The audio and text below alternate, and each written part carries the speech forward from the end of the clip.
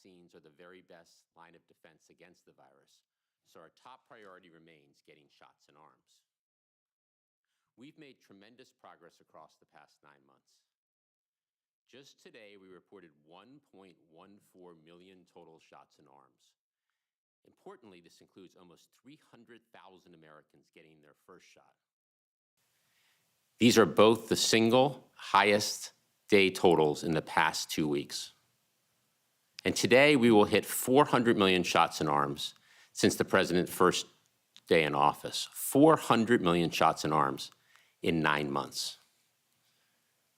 And we remain laser focused on getting more shots in arms, including booster shots. Following the FDA and CDC's decisions last week, Pfizer, Moderna, and J&J boosters are now available for tens of millions of eligible Americans. We've worked with governors, state and local health departments, pharmacies, doctors, community health centers, rural health clinics, and long-term care facilities to be ready for this moment. And thanks to our planning and preparation, boosters are off to a very strong start. In just the first 5 days since their authorization, 1.5 million Americans got the enhanced protection of a Moderna or J&J booster shot. And 15 million Americans now have received an additional dose of Pfizer, Moderna, or J&J. So our booster program is off to a very strong start, and we're working with states, pharmacies, and other partners to quickly, efficiently, and equitably get boosters to tens of millions of eligible Americans. We are also planning for the rollout of vaccinations for kids. 28 million young Americans would become eligible for protection from COVID-19 should the FDA authorize and CDC recommend the vaccine for children ages 5 through 11. States have now placed their initial orders of vaccine for kids. And upon FDA authorization of the vaccine, millions of doses will be shipped immediately to tens of thousands of pediatricians, family doctors, children's hospitals, community health centers, rural health clinics, and pharmacies. Providers, parents, and kids know and trust. The bottom line is that we will be ready immediately following FDA and CDC's decisions so that parents can get their kids vaccinated quickly, easily, and conveniently. Next, I want to highlight important progress we're making in ramping up both the availability of testing, particularly at-home testing, and access to free testing. We are on track to have more than 200 million rapid at-home tests available to Americans each month starting in December. That's more than 4 times the level of supply in late summer. And we're also on track to increase the number of places Americans can access free testing to 30,000 community-based locations. And this week, the FDA and NIH took additional steps that will make even more tests available and help reduce testing costs. First, FDA authorized another over-the-counter at-home test, the 9th test to come to market in the last 10 months, giving consumers more choices. Second, FDA announced that at-home tests will now be able to be sold in single test packs, meaning Americans will have more options and no longer have to buy 2 test packs. This will also make tests more affordable and accessible. Third, to efficiently bring more tests to market, NIH is investing $70 million from the American Rescue Plan to establish an accelerated pathway to support FDA authorization of additional over-the-counter at-home tests. Together, these actions will benefit American consumers by increasing at-home testing options, adding to the number of tests on shelves, and reducing prices. So, from vaccinating more unvaccinated Americans, to getting booster shots to tens of millions, to planning for vaccinations for kids aged 5 to 11, to increasing at-home testing supply and making tests more affordable, we are making important progress. The President's plan is working, and we remain focused on the execution required to move us forward on our path out of this pandemic. With that, I'll hand it over to Dr. Walensky. Thank you, Jeff. Good afternoon, everyone. It's good to be back with you again today. As always, I'm going to start with the data, and today I want to provide you a closer look at the current state of the pandemic. Let's start with cases. As of yesterday, the 7-day daily average of cases was about 65,900 per day, and this represents about a 16% decrease over the previous week. Down from our peak in early September, we are now heading in the right direction. But with cases still high, we must remain vigilant heading into the colder, drier winter months. As we look at hospitalizations, we also see week-on-week decreases with a 54% decrease from our peak the week of August 28th. As of yesterday, the 7-day average of hospital admissions was about 5,500 per day, which is a decrease of about 12% from the prior week. It's important to note that the hospitalization rate among unvaccinated adults is 12 times higher than those who are vaccinated, again demonstrating the power and importance of vaccination. While COVID-19 associated deaths have continued to decline, the 7-day average of daily deaths remains greater than 1,000 per day, with an average of 1,100 reported yesterday. Understanding where we are in the current state of the pandemic allows us to look forward to what is on the horizon and to be clear in our efforts as many people as possible to protect them against COVID-19. This includes protecting our children and understanding the risk that COVID-19 poses to them. The health and well-being of our nation's children is of the utmost importance. As Jeff laid out, the regulatory process is underway to make COVID-19 vaccines available for children ages 5 to 11. And I wanted to step back and take a moment to put some of this into perspective. CDC's data presented at yesterday's FDA Advisory Committee showed that among all children ages 5 to 11, COVID-19 was one of the top 10 causes of death in the United States over the last year. Since the start of the pandemic, there have been more than 8,300 hospitalizations among children aged 5 to 11, and there have been 745 deaths in children less than 18. Hospitalization rates are 3 times higher for non-Hispanic Black, non-Hispanic African American Indian and Alaskan Native, and Hispanic children compared to non-Hispanic white children. Yesterday, an FDA advisory committee met and reviewed data from Pfizer that described COVID-19 vaccine efficacy in 4,500 children ages 5 to 11. The trial showed a vaccine efficacy rate of nearly 91% in preventing COVID-19 infection in children who did not have COVID-19 infection previously. As we anticipate authorization for vaccines for children, I want to emphasize ways we can continue to protect our children today. Surrounding our children with people who are vaccinated helps protect them against COVID-19. It's important that we continue to vaccinate as many adults as possible to provide protection to children in the community, especially those who may not be eligible for vaccination themselves. We must continue to help our children follow the prevention measures we know will keep them safe, continuing to wear masks in schools and other indoor settings, choosing outdoor settings, avoiding crowds and poorly ventilated spaces, and washing our hands often. Right now, there are over 60 million Americans eligible for vaccination who are not yet vaccinated, leaving themselves and children around them vulnerable. If you've not yet been vaccinated against COVID-19, I urge you to consider the many benefits of vaccination. Thank you. I'll now turn things over to Dr. Fauci. Thank you very much, Dr. Walensky. In line with the discussion of the importance of getting vaccinated that you just heard, I'd like to focus for the next couple of minutes on one of the reasons why it is so important, and that is, if I could have the first slide, what we refer to as post-COVID-19 conditions. Now, they can be divided into 2 general categories, one that are readily explainable by organ system damage. For example, if you have acute respiratory distress syndrome with a considerable amount of damage to lung tissue, you can expect that it is likely that your pulmonary functions would have residual negative impact on them. However, there's another syndrome, a group and constellation of signs and symptoms which are not completely explainable, by readily apparent pathogenic processes. This has been referred to as long COVID. Next slide. And what we see is a constellation of signs and symptoms that range from profound, debilitating fatigue, shortness of breath, chest pain, dysautonomia, any of a number of the signs and symptoms shown on this slide in combination. This has been unexplained thus far by any identifiable pathophysiological process.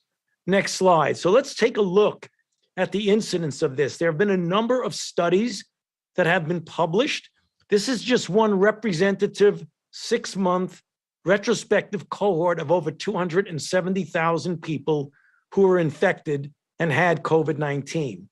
The range of individuals ranges from anywhere from 10 to more than 35% who might have at least one symptom between 3 and 6 months following the diagnosis of COVID-19. So that's the population in general. Next slide. What about children? It is very clear now that in certain cohorts that have been followed, that the cohort study in the UK indicate that a smaller percentage than the general population, which is obviously good news, namely around 4.4%, experience which would come under the category of long COVID. Next slide. What about the impact of vaccination? In this slide, recently published in the Lancet Infectious Diseases, people who were fully vaccinated, namely breakthrough infections, when you look at them, they're about half as likely as an unvaccinated person who then got infected to report long COVID symptoms, which is, again, interestingly, another reason why it is so important to get vaccinated. Next slide. We are doing studies now that have key questions and gaps. We need to know more about the epidemiology, the phenotype or presentation of a person, the spectrum, hopefully understanding the pathophysiological mechanisms, which would then lead to the possibility of intervention. Also, risk factors and finding out interesting questions, whether infection triggers changes in the body that increase the risk of other conditions, such as cardiovascular disease and neurological disease. So on the last slide, what we've been doing right now is putting forth a program which are referred to as Recover, for researching COVID to enhance recovery. It's an initiative that seeks to understand, prevent, and treat the long-term effects. And it is a meta-cohort study, and hopefully over the coming months to a year, we will give us more information made public as to this very perplexing symptom complex. Back to you, Jeff. Well, thank you, doctors. Let's open it up for a few questions. Kevin? Thanks, Jeff. Reminder, one question per person. First, let's go to Joyce Frieden at MedPage Today. Yeah, hi, thanks for taking my question. With the advent of all these increasing numbers of at-home tests, can you speak to the issues around accuracy in terms of false negatives and false positives? Has that been getting better? Yeah, I'm going to see if Dr. Walensky or Dr. Fauci have anything to add, but my understanding is the accuracy of the antigen tests is quite high. When people do receive a positive test, they're recommended to go get a PCR test to have that confirmation of the antigen test, but the antigen testing has proven to be quite sensitive. Dr. Fauci or Dr. Walensky, anything to add? No, I think you said it very well. We are having more tests. I think the thing that's really important is the investment that's being made so that we can have now an average of about 200 million tests per month available, which I think will be very, very important as part of the armamentarium that we use to get control of this.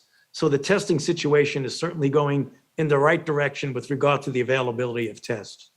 Next question. Josh Wingrove at Bloomberg. Hi there. Thank you for this. Can you give us an update on the OSHA rule, or if you have any visibility on when that will kick in, and link to that whether you would consider the supply chain crunch in the determination of when to begin that? Some of the transport companies and whatnot are saying that compliance with this will exacerbate their labor shortage. And I wonder if you have any response to folks saying that. Yeah. Thank you. So on OSHA, the team has been working over at Labor to develop the emergency temporary standard that covers employees with over 100 employees to ensure that workers are fully vaccinated or undergoing testing on a regular, at least one time per week basis.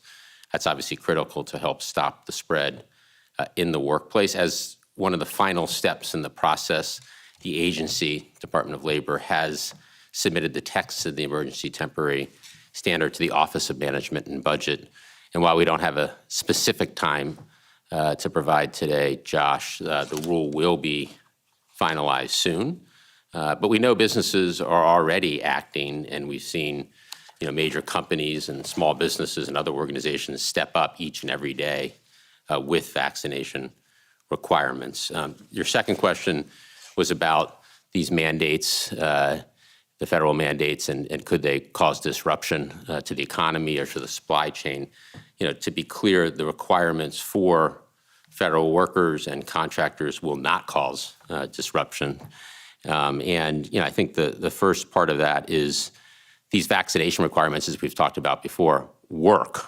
First adopters have seen very strong compliance, 99% at United Airlines, 99% at Houston Methodist, the health system, which was one of the early movers, 99.5% at Rutgers University. And just yesterday, Tyson's Food announced that they're at 96% of their workers who have gotten vaccinated, with still days to go before their deadline next week.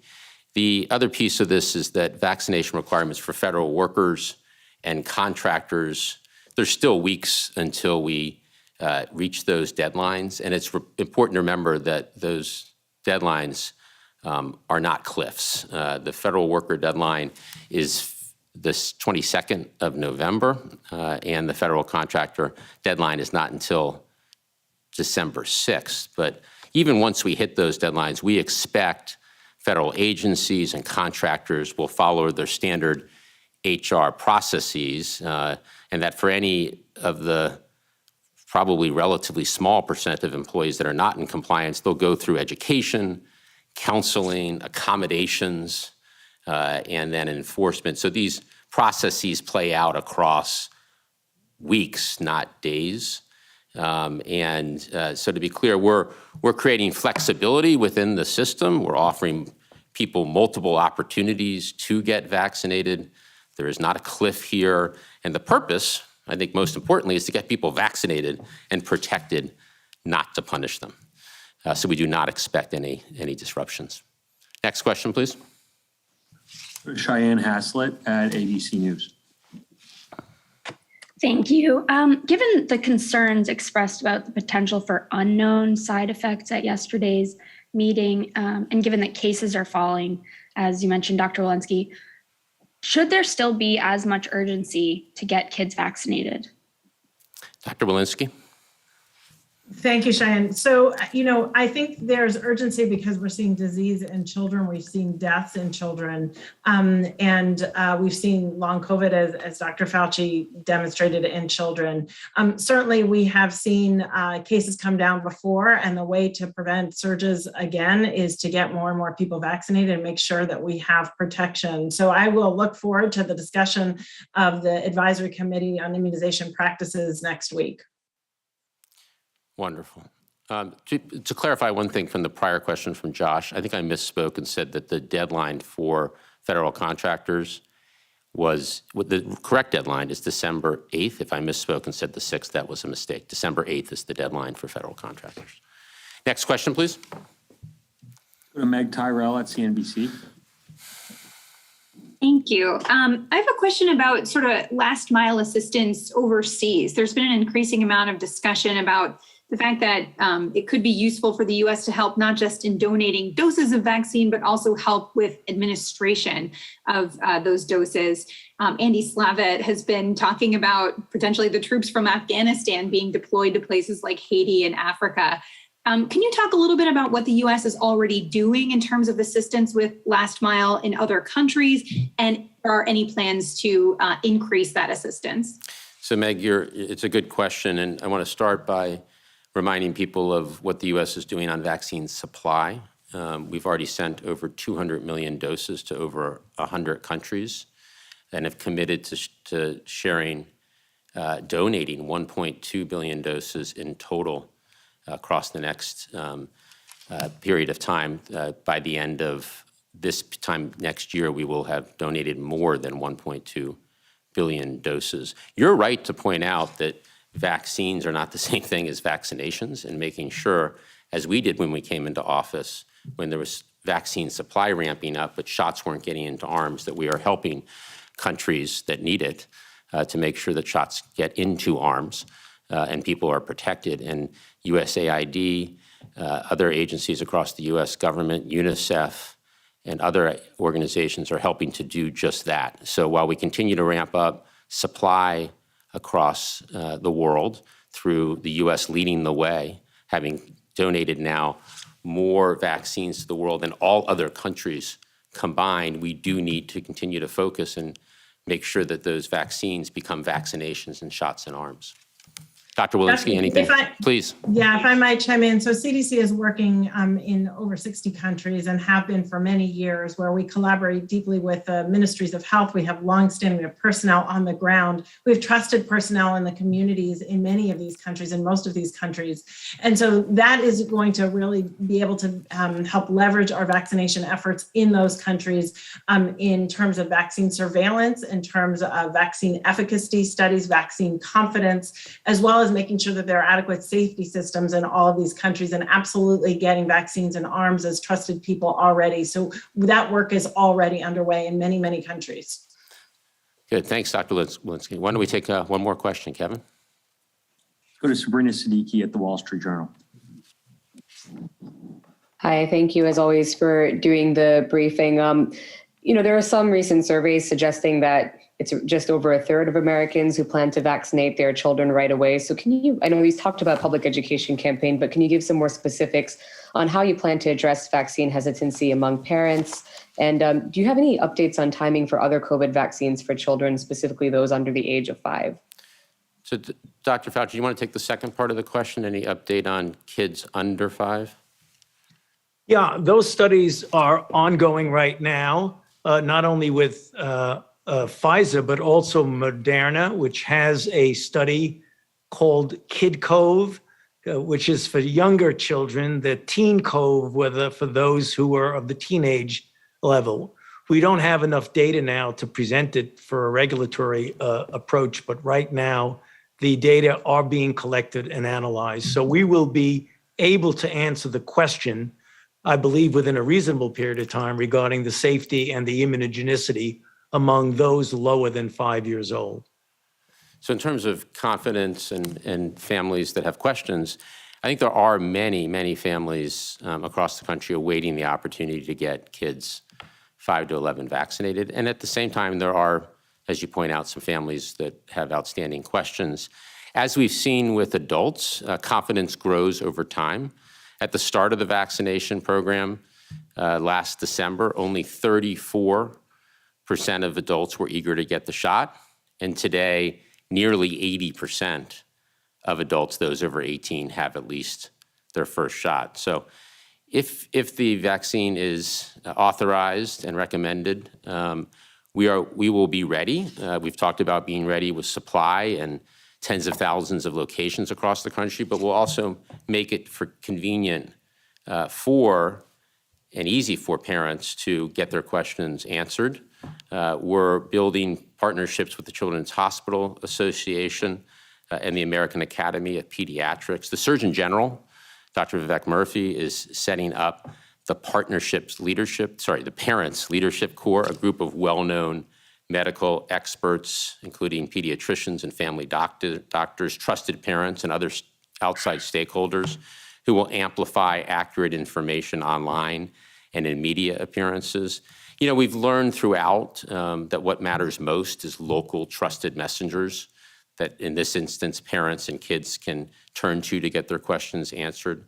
And we'll also be out with a full range of channels of media, including robust paid media campaigns across television, radio, print, social, and digital. So we will be ready to answer questions and build confidence through local efforts and national efforts. And the bottom line is we expect more and more kids to get vaccinated across time. Thank you for today, and we look forward to the next briefing.